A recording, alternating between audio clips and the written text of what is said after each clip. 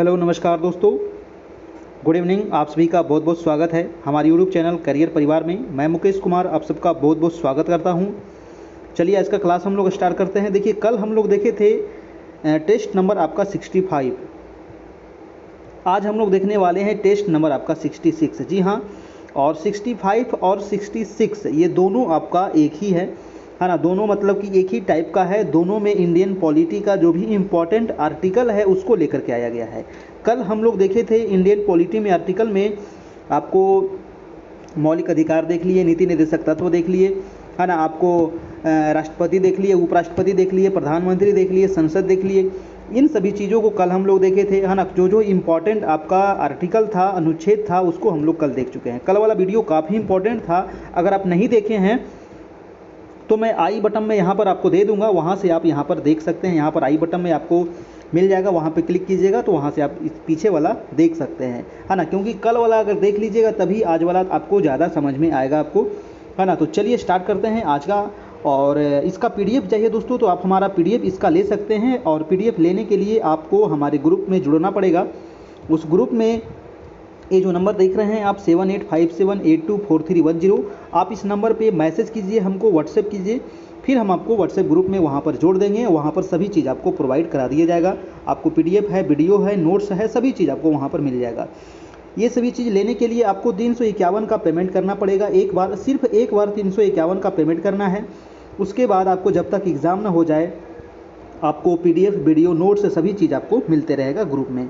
हमारा Telegram group आप ज़रूर ज्वाइन कर लीजिएगा, है ना। टेलीग्राम हमारा ग्रुप ज्वाइन करने के लिए सबसे पहले टेलीग्राम एप्लीकेशन को आपको डाउनलोड करना पड़ेगा प्ले स्टोर से।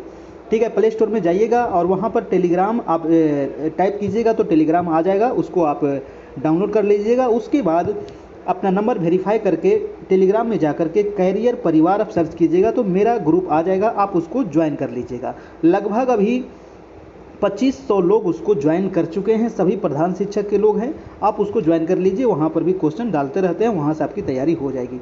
कल जो हम लोग पढ़ लिए थे दोस्तों, भाग 1 आपका पढ़ लिए, है ना। भाग 1 पढ़ लिए, भाग आपका 2 पढ़ लिए, नागरिकता पढ़ लिए थे। और नागरिकता के बाद कल हम लोग भाग 3 भी पढ़ लिए, है ना। जो हमारा मौलिक अधिकार था ये भी आपको पढ़ लिया गया था कल।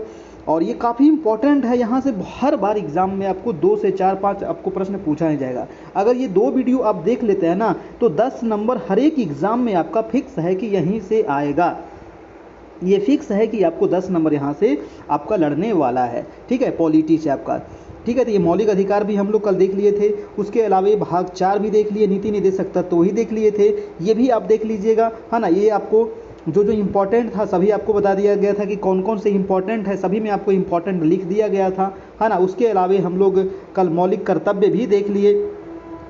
मौलिक कर्तव्य जो आपका भाग 4 में है ना। भाग 4 के क में आपका मौलिक कर्तव्य का वर्णन है, ये भी हम लोग कल पढ़ लिए थे। और इसके अलावा आपको राष्ट्रपति के बारे में और भी बहुत सारे अनुच्छेद आपको कल जो मेन इंपॉर्टेंट अनुच्छेद था वो आपको बताया गया था, है ना। ये अनुच्छेद आप एक बार ज़रूर पढ़ लीजिएगा, यहाँ से आपको बहुत सारा क्वेश्चन आपको एग्जाम में पूछा जाएगा। कल हम लोग देख लिए थे 150 तक, है ना। जी हाँ, कल हम लोग यहाँ तक देख लिए थे। आज हम लोग देखेंगे इससे आगे, यानी कि टेस्ट नंबर 66 हम लोग आज देखने वाले हैं। तो चलिए आज का क्लास हम लोग स्टार्ट करते हैं। सबसे पहले आप देखेंगे 153, ये आपका वेरी इंपॉर्टेंट है। कई बार पूछा गया है कि जो राज्यों के राज्यपाल होते हैं वो अनुच्छेद कितने में है, उनका वर्णन कितने में किया गया है, तो अनुच्छेद 153 में। ठीक है, या फिर सिंपल पूछ लेगा कि अनुच्छेद 153 किससे संबंधित है, तो राज्यों के राज्यपाल से संबंधित है। ठीक है, चलिए जो अगला है वो राज्य की कार्यपालिका शक्ति, यानी कि राज्य की कार्यपालिका शक्ति जो किसमें निहित होता है, तो राज्यपाल में निहित होता है। और ये अनुच्छेद कितने में है, तो 154 में है। ठीक है, आपको पूछा जाएगा कि राज्य की कार्यपालिका शक्ति किसमें निहित है, तो राज्यपाल में निहित है। ये अनुच्छेद कितने में है, तो 154 में है। ये भी आपका काफ़ी इंपॉर्टेंट है। अगला है कि राज्यपाल की नियुक्ति जो की जाती है अनुच्छेद 155 के तहत। देखिए तो 153 में आखिर क्या है, तो 153 में है दोस्तों कि राज्यों के राज्यपाल का पद, है ना। राज्यों के राज्यपाल का पद का वर्णन किया गया अनुच्छेद 153 में आपका। ठीक है, 156 में है कि राज्यपाल का कितने वर्ष तक ये कार्यकाल इनका होगा, यानी कि पदावधि से संबंधित है इनका 156 में। 157 में है कि राज्यपाल नियुक्ति होने की अर्हताएं, यानी कि राज्यपाल किनको बनाया जा सकता है, उनको क्या क्या अर्हताएं होनी चाहिए, है ना। राज्यपाल बनने के लिए कितनी उम्र चाहिए, तो 35 वर्ष चाहिए, और राष्ट्रपति के लिए भी कितना चाहिए, तो 35 ही चाहिए। ये दोनों याद रखना है आपको, ठीक है। राज्यपाल के 158 में क्या है दोस्तों, तो राज्यपाल के पद के लिए शर्तें क्या क्या होना चाहिए, ये भी आपको 158 में है, ठीक है। तो ये चीज़ आप यहाँ पर याद रखिएगा। 155 भी आपको पूछा गया प्रश्न है, 154 भी कई बार एग्जाम में पूछा गया है, तो ये भी इंपॉर्टेंट है आपका। राज्यपाल की पदावधि, ये भी ध्यान रखिएगा, है ना। चलिए अब आगे है आपका 163, ये काफ़ी इंपॉर्टेंट है, याद रखिएगा। राज्यपाल को सलाह देने के लिए मंत्री परिषद, ये भी आपको एग्जाम में कई बार पूछा गया है कि राज्यपाल को सलाह देने के लिए एक मंत्री परिषद होगा जिसका गठन किया गया है अनुच्छेद 163 के तहत, ठीक है। चलिए 164 में क्या है, तो मंत्रियों के बारे में उपबंध, यानी कि जो ये मंत्री परिषद हैं इनके बारे में उपबंध जो है 164 में है। 165 में क्या है, तो राज्य का महाधिवक्ता, ये आपका काफ़ी इंपॉर्टेंट है, याद रखना है। 165 में क्या है, तो राज्य का महाधिवक्ता, राज्य का सबसे बड़ा विधि अधिकारी कौन होता है, क्वेश्चन कई बार पूछा गया है ना, कि राज्य का सबसे बड़ा विधि अधिकारी होता है वो महाधिवक्ता होता है, और ये अनुच्छेद कितने में है, तो 165 में है, ठीक है। चलिए वीडियो को सभी लोग लाइक कर दीजिएगा, जितने लोग देख रहे हैं ना, आप सभी के लिए इतना मेहनत किया जाता है, तो आप लोग भी थोड़ा सा मेहनत कीजिए, बस लाइक करना है हमारे चैनल को, कैरियर परिवार को, ठीक है। चैनल पर नए हैं तो चैनल को सब्सक्राइब कर लीजिएगा, ताकि डेली 9 बजे से आपको नोटिफिकेशन मिल सके और आप हमारा क्लास देख सके। चलिए आगे देख लेते हैं आपका अनुच्छेद 166। 166 में दिया गया है राज्य सरकार का संचालन, ठीक है। चलिए नेक्स्ट है आपका 167, राज्यपाल को जानकारी देने के संबंध में मुख्यमंत्री के क्या का कर्तव्य होगा, तो ये है आपका 167 में, ठीक है। 168 जो है दोस्तों ये काफ़ी इंपॉर्टेंट है। देखिए जो भी इंपॉर्टेंट रहता है उसमें मैं वेरी इंपॉर्टेंट लिख देता हूँ, आप इसी पर ज़्यादा गौर कीजिएगा, ठीक है। ऐसे में बहुत सारा अनुच्छेद यहाँ पर टाइप कर दिया हूँ ताकि आप लोग को थोड़ा सा उसको भी देख लीजिए, लेकिन जो इंपॉर्टेंट होता है उसको मैं वेरी इंपॉर्टेंट लिख देता हूँ, ठीक है। चलिए तो 168 भी पूछा गया एग्जाम में है कि राज्य का विधान मंडल, जी हाँ विधान मंडल कितने में है, तो अनुच्छेद 168 में है। 170 भी क्वेश्चन एग्जाम में पूछा गया है कि विधानसभाओं की संरचना अनुच्छेद कितने में है, तो अनुच्छेद 170 में है। 171 भी एग्जाम में पूछा गया है, तो ये हो जाएगा विधान परिषद की संरचना कितने में है, तो 171 में है। यानी कि विधानमंडल, विधानसभा और विधान परिषद 68, 70 और 71 ये तीनों एग्जाम में पूछा जाता है, तो याद रखिएगा। आगे चलते हैं 172। 172 उतना ज़्यादा इंपॉर्टेंट नहीं है, कह रहा है कि राज्यों के विधानमंडल की अवधि क्या होगी, इसके बारे में है 172 में वर्णन। 176 में है दोस्तों राज्यपाल का विशेष अभिभाषण, जी हाँ तो ये आप याद रखिएगा 176 राज्यपाल का विशेष अभिभाषण कितने में है, तो 176 में है। 177 में क्या है, तो सदनों के बारे में मंत्रियों और महाधिवक्ता के अधिकार जो है वो 177 में है। 178 में क्या है, तो विधानसभा का अध्यक्ष और उपाध्यक्ष, ये आपका इंपॉर्टेंट है तो इसको ध्यान में रखना है। 178 क्या है, विधानसभा के जो अध्यक्ष होंगे और उपाध्यक्ष होंगे। अभी आपको कमेंट करके बताना है सभी लोगों को कि वर्तमान में बिहार विधानसभा के अध्यक्ष कौन है। ये मैंने कई बार आप लोग को बता चुका हूँ कि बिहार विधानसभा के वर्तमान में अध्यक्ष कौन है, कमेंट करके बताइए सभी लोग। 179 में क्या है, तो अध्यक्ष और उपाध्यक्ष का पद रिक्त होना या पद से हटाया जाना, ये है आपका अनुच्छेद 179 में।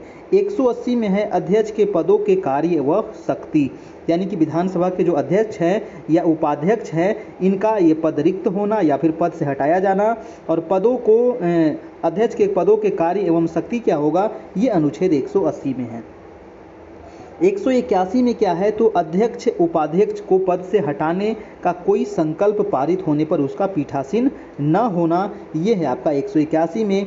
182 में है विधान परिषद का सभापति और उपसभापति, तो ये भी आपका इम्पोर्टेंट है, याद रखिएगा, है ना। विधान परिषद का, है ना, विधान परिषद अभी वर्तमान में कितने राज्यों में है, तो 6 राज्यों में है। मैंने कई बार आप लोग को बता चुका हूँ विधान परिषद अभी वर्तमान में 6 में है।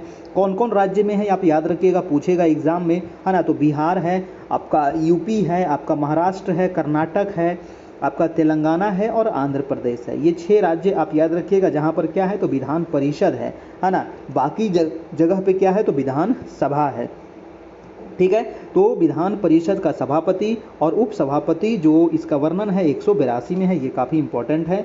नेक्स्ट है आपका दोस्तों 183 में है कि सभापति और उपसभापति का पद रिक्त होना या पद त्याग या पद से हटाया जाना, ये कितने में है वर्णन है तो 183 में है ना, 183 में है, ठीक है। याद रखना 184 में क्या है तो सभापति के पद के कर्तव्यों का पालन और सख्ती, ठीक है। यानी कि जो विधान परिषद के सभापति के पद के कर्तव्यों का पालन और सख्ती है 184 में। 185 में क्या है तो सभापति के पद से हटाने का कोई संकल्प परिषद में विचाराधीन है तो विधान परिषद में बोलने और उसकी कार्यवाही में भाग लेने का अधिकार होगा। मत बराबर होने की दशा में मत देने का अधिकार नहीं होगा। ये है आपका अनुच्छेद 185 में, ठीक है। ये सब ज़्यादा इंपॉर्टेंट नहीं है ना, मैं इंपॉर्टेंट जो रहेगा वो आप लोग को बता दूंगा। 186 में है अध्यक्ष और उपाध्यक्ष, सभापति और उपसभापति के वेतन और भत्ते, ये आप ध्यान में रखिएगा, ठीक है। यानी कि जो विधानसभा के जो अध्यक्ष हैं और उपाध्यक्ष हैं और विधान परिषद के जो सभापति और उपसभापति हैं उनके वेतन और भत्ते कितने में है तो अनुच्छेद 168 में है। 186 में, वो मैं उल्टा पढ़ लिया है ना, 186 में है, ठीक है। 187 में क्या है तो राज्य के विधानमंडल का सचिवालय, जी हाँ ये आप ध्यान रखिएगा, राज्य के विधानमंडल का सचिवालय कितने में है तो 187 में है, 187। 188 में क्या वर्णन किया गया है तो सदस्यों द्वारा शपथ या प्रतिज्ञान जो है ये आपको वर्णन किया गया है 188 में। नेक्स्ट है दोस्तों आपका 189, कह रहा है कि सदनों में मतदान रिक्तियां होते हुए भी साधनों का कार्य करने की शक्ति एवं गणपूर्ति जो है 189 में है। 199 में है धन विधेयक की परिभाषा, जी हाँ धन विधेयक ये काफ़ी इंपॉर्टेंट है, याद रखिएगा। धन विधेयक की परिभाषा है आपको 199 में है ना, राज्य की। नेक्स्ट है आपका अनुच्छेद नंबर 200, जी हाँ 200 में क्या है तो राज्यों की विधायिका द्वारा पारित विधेयक राज्यपाल के समक्ष प्रस्तुत किया जाएगा। वह इस पर अपनी सहमति दे सकता है या इसे अस्वीकृत कर सकता है। वह इस विधेयक को संदेश के साथ या बिना संदेश के पुनर्विचार हेतु विधायक को वापस भेज सकता है, पर पुनर्विचार के बाद दोबारा विधेयक आ जाने पर इसे अस्वीकृत नहीं कर सकता है। ये आपका काफ़ी इंपॉर्टेंट है, आप याद रखिएगा। विधायिका से संबंधित है ना। यहाँ पर क्या कह रहा है कि राज्यों की जो विधायिका होती है, विधायकों के द्वारा पारित विधेयक राज्यपाल के समक्ष प्रस्तुत किया जाता है, सबसे पहले प्रस्तुत किया जाता है, और अगर ये इस पर अपनी सहमति दे सकता है ना, राज्यपाल अपनी सहमति दे सकते हैं और इसे अस्वीकृत भी कर सकते हैं। वह इस विधेयक को संदेश के साथ बिना संदेश के पुनर्विचार हेतु विधायिका को वापस भेज सकते हैं। यानी कि जो राज्यपाल है, जो विधेयक आया है उसको फिर से भेज सकते हैं उस पर पुनर्विचार करने के लिए, और दोबारा अगर राज्यपाल के पास जाता है तो उसे अस्वीकृत नहीं कर सकता है दोबारा, ठीक है। तो ये है आपका अनुच्छेद नंबर 200, ये काफ़ी इंपॉर्टेंट है, आप याद रखिएगा, ठीक है। जब कोई कानून बनाया जाता है तो ऐसा नियम होता है आपका। नेक्स्ट है आपका 202 नंबर, वार्षिक वित्तीय विवरण जो है आपका 202 में है, ये भी आपका इंपॉर्टेंट है, आप याद रखिएगा। 213 में क्या है तो विधानमंडल में अध्यादेश सत्यापित करने के राज्यपाल की शक्ति कितने में है तो 213 में है, ठीक है। विधानमंडल में अध्यादेश सत्यापित करने के राज्यपाल की शक्ति। 214 में क्या है दोस्तों तो राज्यों के उच्च न्यायालय, ये आपका काफ़ी इंपॉर्टेंट है, याद रखिएगा। राज्यों के लिए जो उच्च न्यायालय कितने में है तो 214 में है, ठीक है, याद रखिएगा, ठीक है। और सर्वोच्च न्यायालय कितने में था तो सर्वोच्च न्यायालय कितने में था 1 2 4, हाँ ना, इसी को देख रहे हैं ना, एक यहाँ पे आ गया और 2 इधर आ गया आपका, है ना। 124 में क्या है तो ये है आपको सुप्रीम कोर्ट, और जबकि 214 में क्या है तो हाई कोर्ट है। ये दोनों आप याद रखिएगा, दोनों आपको कई बार एग्जाम में पूछा गया है। नेक्स्ट है आपका 215 नंबर, अनुच्छेद 215 में किसका वर्णन है तो 215 में है उच्च न्यायालयों का अभिलेख न्यायालय होना। जी हाँ, ये भी आपको पूछा जा सकता है, तो याद रखिएगा उच्च न्यायालय का अभिलेख न्यायालय होना। ये अनुच्छेद कितने में है तो 215 में है। 216 में क्या है तो उच्च न्यायालय का गठन। जी हाँ, उच्च न्यायालय का जो गठन है वो है आपका 216 में। 217 में क्या है तो उच्च न्यायालय न्यायाधीश की नियुक्ति, पद्धति और शर्तें। जी हाँ, ये कितने में है तो 217 में है। उच्च न्यायालय के न्यायाधीश की नियुक्ति, पद्धति और शर्तें। 221 में क्या है दोस्तों, तो न्यायाधीशों का वेतन, ये आप याद रखिएगा। जो न्यायाधीश का वेतन है ये अनुच्छेद कितने में वर्णन है, तो 221 में है। 222 में किसका वर्णन किया गया है, तो एक न्यायालय से दूसरे न्यायालय में न्यायाधीशों का अंतरण। जी हाँ, एक न्यायालय से दूसरे न्यायालय में न्यायाधीशों का जो अंतरण है ये अनुच्छेद 222 में वर्णन किया गया है। 223 में किसका वर्णन है, तो कार्यकारी मुख्य न्यायमूर्ति की नियुक्ति। जी हाँ, कार्यकारी मुख्य न्यायमूर्ति का नियुक्ति जो है ये 223 में वर्णन है। 224 में है अन्य न्यायाधीशों की नियुक्ति, और 226 में है कुछ रीट निकालने के लिए उच्च न्यायालय की शक्ति। ये है आपका 226 में। ठीक है, जो भी इंपॉर्टेंट रहता है मैं उसको थोड़ा सा बता देता हूँ। 231 में क्या है, तो 2 या अधिक राज्यों के लिए एक ही उच्च न्यायालय। जी हाँ, ये थोड़ा सा इंपॉर्टेंट है तो इसको ध्यान रखिएगा। 2 या 2 से अधिक राज्यों के लिए एक ही उच्च न्यायालय, जैसे कि यहाँ पर देखिए अंडमान निकोबार है ना, अंडमान निकोबार जो द्वीप समूह है यहाँ पर उच्च न्यायालय नहीं है, लेकिन अंडमान निकोबार द्वीप समूह में जो उच्च न्यायालय यहाँ पर जो अगर किसी का फैसला होता है तो कलकत्ता उच्च न्यायालय के अंतर्गत आता है अंडमान निकोबार द्वीप समूह। और जैसे लक्षद्वीप यहाँ पर है तो लक्षद्वीप में भी आपको उच्च न्यायालय नहीं है, तो ये केरल के अंतर्गत आता है दोस्तों लक्षद्वीप, है ना। तो जो एक से अधिक राज्यों के लिए जो उच्च न्यायालय होता है ये अनुच्छेद 231 में इसका वर्णन किया गया है। ठीक है, अब जैसे 233 में है तो जिला न्यायाधीशों की नियुक्ति, ये भी काफ़ी इंपॉर्टेंट है, याद रखिएगा।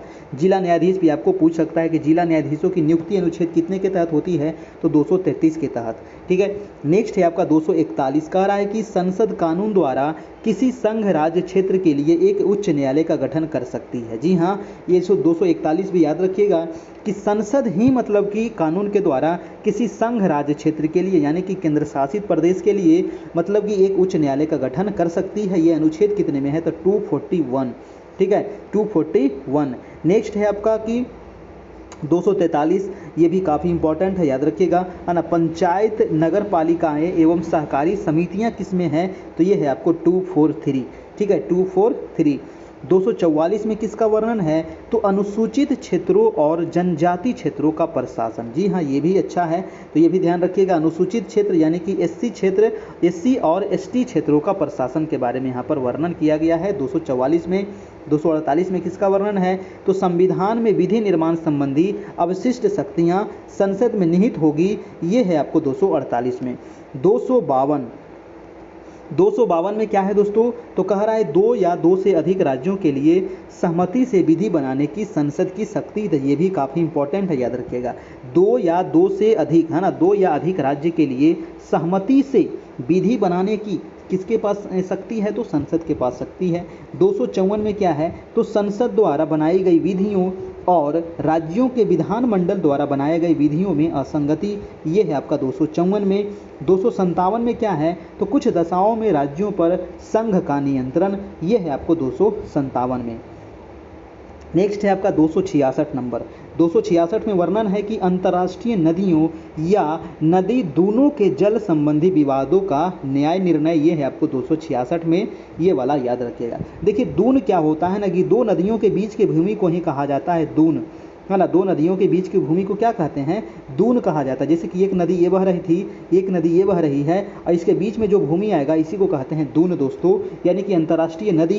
अंतर्राष्ट्रीय नदी किसको कहेंगे, यानी कि इंडिया से चली गई दूसरे देश में, जैसे कि सिंधु नदी, है ना। सिंधु जो नदी है ये आपको इंडिया में निकलती है, कहाँ से, तो मानसरोवर से निकलती है ना। इंडिया में मानसरोवर से निकलती है, लेकिन कहाँ चली जाती है, तो पाकिस्तान में चली जाती है ना। तो ये हो गई अंतर्राष्ट्रीय नदियाँ। या फिर दून नदियों के जल संबंधी जो विवाद होता है तो इसका निर्णय जो होगा वो 262 में होगा।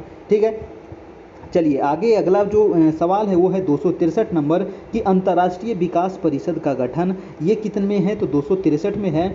और नेक्स्ट है आपका 266 नंबर की संचित निधि, ये इंपॉर्टेंट है दोस्तों, याद रखिएगा। संचित निधि किस में है, तो 266 में है। आकस्मिक निधि किस में है, तो 267 में है, ये भी आपका इंपॉर्टेंट है। ठीक है, तो संचित निधि और आकस्मिक निधि दोनों याद रखिएगा 66 और 67 में। ठीक है, 69 में क्या है दोस्तों, 269 में किसका वर्णन है, तो कह रहा है कि संघ द्वारा उद्ग्रहित और संग्रहित किंतु राज्यों को सौंपे जाने वाले कर, तो ये भी अच्छा है, ये भी क्वेश्चन कई बार एग्जाम में पूछा गया है। तो संघ के द्वारा यानी कि केंद्र के द्वारा उद्ग्रहित और संग्रहित किंतु राज्यों को भी सौंपे जाने वाला कर को 269 में रखा गया है। 270 में क्या है, तो संघ द्वारा इकट्ठे किए गए और इकट्ठे किए कर संघ और राज्यों के बीच वितरण किए जाने वाले कर को रखा गया है 270 के अंतर्गत। ये दोनों जो है ना थोड़ा सा आपको लगेगा एक ही जैसा है, ठीक है। नेक्स्ट है आपका 280। 280 आपका वेरी वेरी इंपॉर्टेंट है, ये आप याद रखिएगा। वित्त आयोग का अनुच्छेद कितने में है, तो 280 में है। वित्त आयोग कई बार एग्जाम में पूछा गया है, तो याद रखिएगा अनुच्छेद नंबर 280 में है। वित्त आयोग की सिफारिश कितने में है, तो 281 में है। 292 में क्या है, तो भारत सरकार द्वारा उधार लेना। जी हाँ, भारत सरकार द्वारा उधार लेना अनुच्छेद कितने में है, तो 292 में है।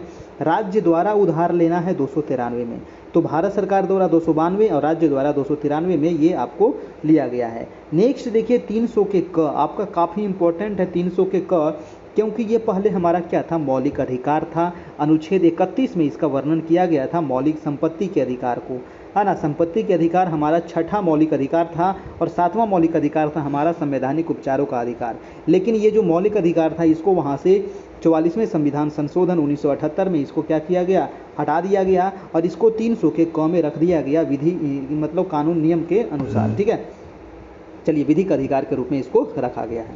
अब हम देखेंगे 300 के ए में। 300 के एक में क्या है, तो व्यापार वाणिज्य और समागम की स्वतंत्रता। 309 में क्या है दोस्तों, तो राज्य की सेवा करने वाले व्यक्तियों की भर्ती और सेवा की शर्तें। 310 में क्या है, तो संघ या राज्य की सेवा करने वाले व्यक्तियों की पदावधि। 313 में क्या है, तो संक्रमणकालीन प्रावधान। जी हाँ, 313 में क्या है, तो संक्रमणकालीन प्रावधान। 315 में क्या है, तो संघ राज्य के लिए लोक सेवा आयोग। जी हाँ, ये आपका इंपॉर्टेंट है, याद रखिएगा 315। संघ राज्य के लिए लोक सेवा आयोग किस में है, तो 315 में है। 316 में क्या है, तो सदस्यों की नियुक्ति एवं पदावधि, ये है आपको 316 में। 317 में क्या है, तो लोक सेवा आयोग के किसी सदस्य को हटाया जाना या निलंबित किया जाना, ये है आपको अनुच्छेद 317 में। नेक्स्ट है 320। 320 में है लोक सेवा आयोग के कृत्य। 323 में है आपको प्रशासनिक अधिकरण। 324 में है आपको निर्वाचनों के लिए अधीक्षण, निर्देशन और नियंत्रण का निर्वाचन आयोग में निहित होना। 324 जो है आपका वेरी इंपॉर्टेंट है। तो निर्वाचन आयोग किस में है, आपको सिंपल पूछेगा तो निर्वाचन आयोग हो जाएगा आपका 324 में। ये क्वेश्चन कई बार एग्जाम में पूछा जा चुका है निर्वाचन आयोग के बारे में, ठीक है। तो निर्वाचन आयोग हो गया आपका 324। 329 में क्या है, तो निर्वाचन संबंधी मामलों में न्यायालय के हस्तक्षेप का वर्णन है आपका 329 में। 330 में किसका वर्णन है, तो लोकसभा में अनुसूचित जाति और अनुसूचित जनजाति के लिए स्थानों का आरक्षण है। ये आपको वेरी इंपॉर्टेंट है, आप याद रखिएगा 330, ठीक है। लोकसभा में अनुसूचित जाति और अनुसूचित जनजाति के स्थानों का आरक्षण का वर्णन 330 में है। 331 में क्या है, तो लोकसभा में आंग्ल भारतीय समुदाय का प्रतिनिधित्व, तो ये भी आपका इंपॉर्टेंट है। 331 भी आप याद रखिएगा। 330 में क्या है, तो SC ST, ठीक है, इसके लिए आरक्षण लोकसभा में। और 331 में क्या है, तो आंग्ल भारतीय जो समुदाय है इसका जो होता है प्रतिनिधित्व जो है ये लोकसभा में, ये है आपका 331 में। 332 में किसका वर्णन है, तो राज्य के विधानसभा में अनुसूचित जाति और अनुसूचित जनजातियों के लिए स्थानों का आरक्षण, ठीक है। विधानसभा में SC ST अभी देखे थे 330, है ना, इसको रिलेट करके पढ़िएगा तो याद हो जाएगा। 330 में क्या था, लोकसभा में SC ST, ठीक है। और 332 में क्या है, राज्य विधानसभा में SC ST, ठीक है, याद रखिएगा। 331 में क्या था, तो लोकसभा में आंग्ल समुदाय, ठीक है। और 333 में क्या है दोस्तों, तो राज्य की विधानसभा में आंग्ल समुदाय, है ना। तो यहाँ पर देखिए आपका ये दोनों एक है और आपका फिर ये दोनों एक है। ये चारों यहाँ पर जो है काफ़ी इंपॉर्टेंट है, ये चारों आप याद रखिएगा, चारों आपको पूछा जाता है, ठीक है। ये चारों काफ़ी इंपॉर्टेंट है। 343 आपका देखिए वेरी वेरी इंपॉर्टेंट है ना। 343 भी आपका इंपॉर्टेंट है। संघ की राजभाषा क्या होगी, संघ की राजभाषा हिंदी और लिपि क्या होगी, तो देवनागरी होगी, ये भी याद रखिएगा, है ना। राजभाषा क्या है, तो हिंदी है और हमारी देवनागरी, लिपि क्या है, तो देवनागरी है, ठीक है। तो 343 में क्या है, तो भाषा, सिंपल आपको पूछा जाएगा कि भाषा का वर्णन अनुच्छेद कितने में है, तो भाषा है 343 में, ठीक है, कई बार पूछा गया है। 344 में क्या है, तो राजभाषा के संबंध में आयोग और संसद की समिति, ये उतना इंपॉर्टेंट नहीं है। 350 के क में क्या है दोस्तों, तो प्राथमिक स्तर पर मातृभाषा में शिक्षा की सुविधा, ये आपका वेरी वेरी वेरी इंपॉर्टेंट है, ये छपने वाला सवाल है ना। 300 के क में क्या है, तो प्राथमिक स्तर पर मातृभाषा में ही शिक्षा की सुविधाएं जो है वो 350 के क में है आपका। 351 में क्या है, तो हिंदी भाषा के विकास के लिए निर्देश जो दिया गया है वो 351 में है। 352 आ गया आपका काफ़ी आपातकाल वाला, है ना, ये आपका वेरी वेरी इंपॉर्टेंट है आपातकाल, है ना। 352, 356 और 360। देखिए 352 में क्या है, तो ये है आपको राष्ट्रीय आपात, है ना। 352 में क्या है, तो आपात की उद्घोषणा का प्रभाव, यानी कि राष्ट्रीय आपातकाल का प्रावधान है किस में, तो 352 में। रट लीजिएगा, जितने भी इंपॉर्टेंट मैं बताया हूँ उसको ज़रूर से ज़रूर रट लीजिएगा, यहीं से एग्ज़ाम में आएगा। और फिक्स है कि हर एक एग्ज़ाम में आपको 10 नंबर यहाँ से पूछा जाएगा, हर एक एग्ज़ाम में, चाहे वो आपका बीपीएससी हो, चाहे आपका दरोगा हो, चाहे आपका बिहार पुलिस हो, चाहे आपका कोई भी एग्ज़ाम हो, है ना, एसएससी हो, बैंक हो, कोई भी एग्ज़ाम हो, अगर अनुच्छेद से है तो यहीं से आपको क्वेश्चन पूछा जाएगा। ठीक है, चलिए अब कह रहा है कि यह राष्ट्र की सुरक्षा सुनिश्चित करने के लिए युद्ध, बाहरी आक्रमण, हथियारों के विद्रोह के समय राष्ट्रपति द्वारा लगाया जाता है। यानी कि राष्ट्रीय आपात किसके द्वारा लगता है, तो राष्ट्रपति के द्वारा। ये दूसरा सवाल पूछेगा आपसे, है ना। कह रहा है कि आपातकाल की उद्घोषणा के रूप में ये दर्शाया जाता है। ये क्वेश्चन पूछेगा कि अभी तक कितने बार आपातकाल भारत में लग चुका है, तो भारत में अभी तक दोस्तों 3 बार लग चुका है। कब कब लगा है, याद रखिएगा, 1962, 1971 और 1975। ये तीनों आप याद रखिएगा, 62, 71 और 75 में ये 3 बार अभी भारत में आपातकाल लग चुका है। ये काफ़ी इंपॉर्टेंट था 352 आपका। अब जो देखेंगे वो है 356।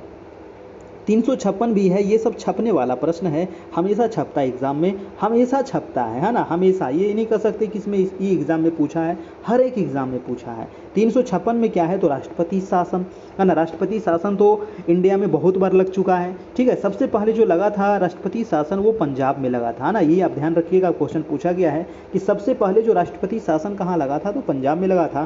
कह रहा है कि राज्य में संवैधानिक तंत्र के विफल हो जाने की दशा में उपबंध, जी हाँ, उपबंध जो वर्णन किया गया है वो 356 में है। कह रहा है कि केंद्र की संघीय सरकार को राज्य में संवैधानिक तंत्र की विफलता या संविधान के स्पष्ट उल्लंघन की दशा में उस राज्य का राज्यपाल सरकार को बर्खास्त कर उस राज्य में राष्ट्रपति शासन लागू करने का अधिकार देता है। जी हाँ, जो वहाँ का राज्यपाल है वो जो वहाँ की सरकार थी उसको बर्खास्त कर देगी और वहाँ पर फिर राष्ट्रपति शासन लागू करने का अधिकार दे दिया जाता है। ठीक है, तो ये है आपको 356 में। 356 तो अभी बहुत बार लग चुका है सभी राज्यों में। ठीक है, चलिए अब जो देखेंगे वो है आपका वेरी इंपॉर्टेंट, एक और है, वो है आपका 360 है। जी हाँ, 360 में क्या है, वो है वित्तीय आपात।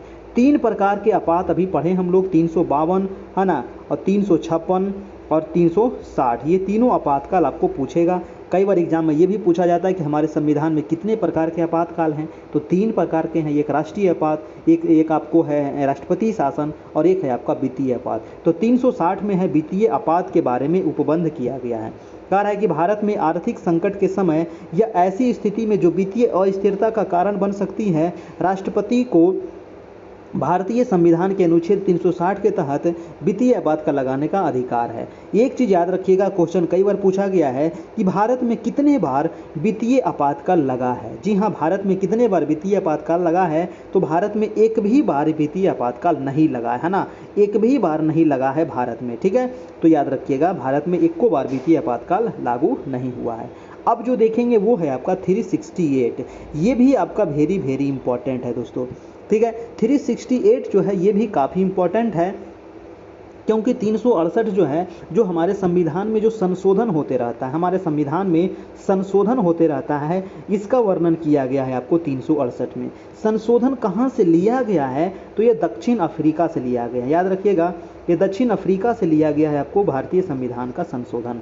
ठीक है, तो संविधान का संशोधन करने की संसद की शक्ति और उसकी प्रक्रिया अनुच्छेद 368 का यह खंडन अनुच्छेद 368 का खंड यह कहता है कि संशोधन के लिए विधेयक किसी भी सदन में आरंभ किया जा सकता है। ये भी क्वेश्चन कई बार पूछा है कि जो हमारे संविधान में जो संशोधन होता है तो उसका जो विधेयक पास किया जाता है वो किस सदन में किया जाएगा, लोकसभा में, राज्यसभा में, तो कहीं भी मतलब कि उसको पेश किया जा सकता है, लोकसभा में भी और राज्यसभा में भी। ठीक है, अनुच्छेद कितने के तहत, तो 368 के तहत। कहाँ से लिया गया है, तो दक्षिण अफ्रीका से लिया गया है। ठीक है, याद रखिएगा।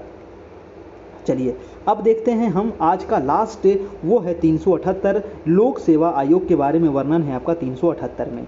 ठीक है। चलिए, तो ये था महत्वपूर्ण दोस्तों आपका अनुच्छेद। अगर आप इतना पढ़ लेते हैं ना, तो अनुच्छेद से हमें नहीं लगता कि एक भी सवाल यहाँ से छूटना चाहिए। ठीक है, इतना अगर आप पढ़ लेते हैं तो आप, अगर मान लीजिए एक आध दो अगर यहाँ से नहीं भी छूटा है तो ऑप्शन से आप उसको छाट दीजिएगा। ठीक है, अगर इतना आप पढ़ लीजिएगा तो ऑप्शन से भी उसको आप छाट लीजिएगा। ठीक है, तो ये काफ़ी इंपॉर्टेंट अनुच्छेद था, इसका आपको मिल जाएगा। ठीक है, जो भी पीडीएफ है इसका पीडीएफ आपको हम ग्रुप में शेयर कर देंगे, है ना। जो लोग नहीं लिए हैं तो वो लोग हमारे ग्रुप में जुड़ जाइए, वहाँ पर आपको सभी पीडीएफ मिल जाएगा शुरू से लेकर के अंत तक। यहाँ पर प्रधान शिक्षक की अभी पूरी तैयारी चल रही है, तो आपको वहाँ पर सभी क्लास का आपको पीडीएफ मिल जाएगा दोस्तों। डेली जो क्लास होती है वो रात में 9 बजे से क्लास होती है। आज छोटा सा क्लास था, है ना। आज पॉलिटी यहाँ पर समाप्त हो गया। और इसी तरीके से जैसे कि इंडियन जो ज्योग्राफी है ना, तो भारत का ज्योग्राफी या फिर थोड़ा बिहार का जो ज्योग्राफी है, तो हम अलग अलग से मतलब कि क्वेश्चन बना करके आपको करवाएंगे। जैसे कि नदियाँ हो गया, या फिर आपको कृषि से संबंधित हो गया, तो मतलब अलग अलग टॉपिक पर भी आप लोग को बना करके वीडियो हम देते रहेंगे बीच बीच में। और आप लोग की तैयारी तो पूरी चल ही रही है। कल हम लोग देखेंगे फिर समान अध्ययन और डीएलएड से संबंधित कल महत्वपूर्ण प्रश्न देखेंगे, कल 9 बजे से। ठीक है, आज वीडियो थोड़ा सा छोटा था आपका। ठीक है, ये जो नंबर देख रहे हैं आप 7857824310, इस नंबर पे आप मैसेज करके हमारे व्हाट्सएप ग्रुप में जुड़ सकते हैं। और व्हाट्सएप ग्रुप में जुड़ने के लिए आपको 351 का पेमेंट करना होगा, तभी आपको यहाँ पर सभी पीडीएफ मिल सकता है, सभी नोट्स मिल जाएगा और सभी वीडियो भी आपको शेयर कर दिया जाएगा, पीछे वाला भी। और आगे जो क्लास होगा वो आपको ग्रुप में मिलता रहेगा दोस्तों। ठीक है, तो इस नंबर पे आपको पेमेंट करना है, फ़ोन पे, गूगल पे या पेटीएम के माध्यम से पेमेंट करके आप हमको स्क्रीनशॉट भेज दीजिएगा तो ज़्यादा अच्छा रहेगा, है ना। क्योंकि बहुत सारे लोग पेमेंट करते हैं तो कन्फ्यूजन हो जाता है कि कौन किए कौन नहीं किए। ठीक है, इसी वजह से आप स्क्रीनशॉट भेज दीजिएगा ताकि आपको मैं पीडीएफ, वीडियो और नोट्स सभी चीज़ आपको प्रोवाइड करा दूँ। आप टेलीग्राम ग्रुप भी हमारा ज्वाइन कर लीजिएगा। ये हमारा टेलीग्राम ग्रुप है कैरियर परिवार। जी हाँ, टेलीग्राम एप्लीकेशन आप डाउनलोड कीजिएगा प्ले स्टोर से, और उसके बाद अपना नंबर वेरीफाई करके वहाँ पर जा करके आप कैरियर परिवार सर्च कीजिएगा टेलीग्राम में, तो मेरा ये चैनल आ जाएगा, इसको आप ज्वाइन कर लीजिएगा। इसमें लगभग अभी 2500 लोग ज्वाइन हो चुके हैं, है ना। 2500 लोग इसमें ज्वाइन हो चुके हैं, और वहाँ पर भी आपको मैं क्वेश्चन डालते रहता हूँ, वहाँ से भी आपकी तैयारी हो जाएगी। ठीक है दोस्तों, तो आज ये रहने देते हैं, इतना ही, है ना। आज छोटा सा क्लास था, और फिर हम कल मिलते हैं 9 बजे। तब तक के लिए good night, good bye and take care. धन्यवाद दोस्तों, आप सभी का बहुत बहुत।